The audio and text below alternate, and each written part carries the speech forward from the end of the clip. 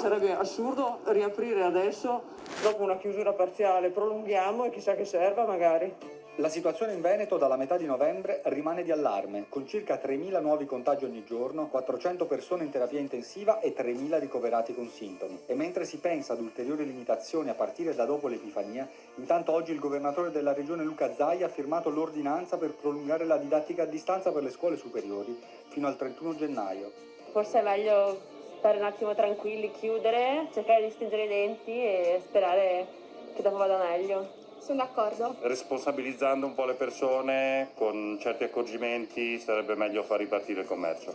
Certo che l'Italia sta andando a pallino, Tutta l'economia italiana, ragazzi, non so se ci tireremo su. Posso dire che in altre parti d'Italia non era così e mi è dispiaciuto vedere un comportamento del genere qua.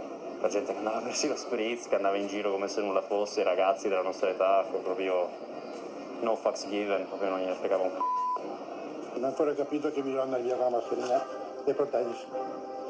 Tra le tante voci ci ha colpiti quella di Michele Negrello, medico anestesista rianimatore all'ospedale di Padova. Le sue parole sono lapidarie. Da oggi chiude un'intera piastra operatoria, dentro ci verranno messi pazienti Covid. Sì, siamo già a questo punto, prendete quel falso senso di sicurezza e mettetelo da parte, perché qui l'emergenza è tutt'altro che finita.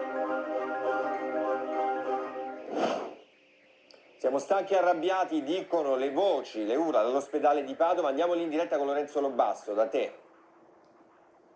Ecco perché, dottor Negrello, in questa situazione così complessa in Veneto, in questo momento, lei ha voluto affidare questo messaggio forte. Siamo stanchi, siamo arrabbiati, anzi ha usato una parola ancora più forte.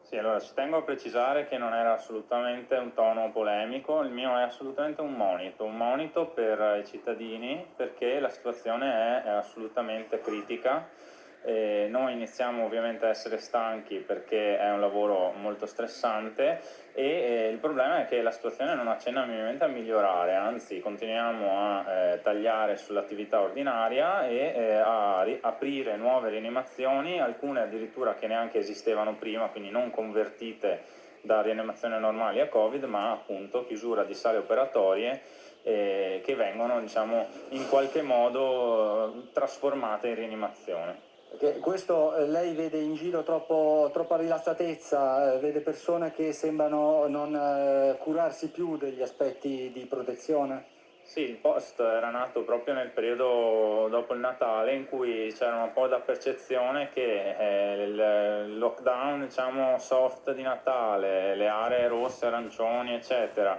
avessero, e il vaccino che stava arrivando, avessero dato un po' questa sensazione di falsa speranza alle persone, quindi anche sui media si sentiva un po' questa rinascita immediata. In realtà non è assolutamente così, questa è una Quindi lotta secondo lei ci vorrebbe la zona rossa di nuovo? Molti mesi. Allora, questa non è una scelta ovviamente che spetta a medici, infermieri, diciamo, nella mia idea quello che posso dire è che la zona gialla, che poi il Veneto ha sempre mantenuto, io credo sia stata un fallimento, perché i numeri sono quelli che sono. Allora, grazie di questa testimonianza. testimonianza. Sembrano dare ragione, Alberto, sì, al dottor Negrello, perché oggi 3.151 contagi, 175 decessi, oltre 94.000 le persone attualmente positive, è la regione con più persone attualmente positive in Italia. Il governatore della regione ha detto che, nonostante le misure adottate, per lui la situazione resta molto grave e giudica un fallimento aver dovuto posticipare l'ingresso a scuola dei ragazzi delle superiori al 31 di dicembre. Questa è la situazione qui, Alberto. Grazie Lorenzo Lobasso, grazie anche al dottor Negrello. Pochi secondi e siamo di nuovo qui.